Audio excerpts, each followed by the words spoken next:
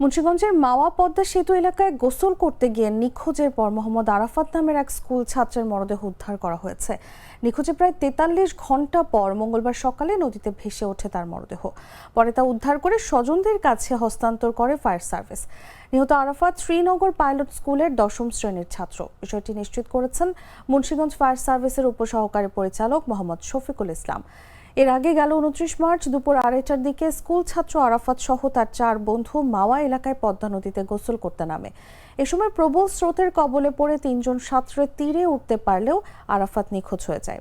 ঘটনার পরপরই fire service ও civil defence এবং বাংলাদেশ কোস্ট গার্ড যৌথভাবে উদ্ধার অভিযান শুরু করে।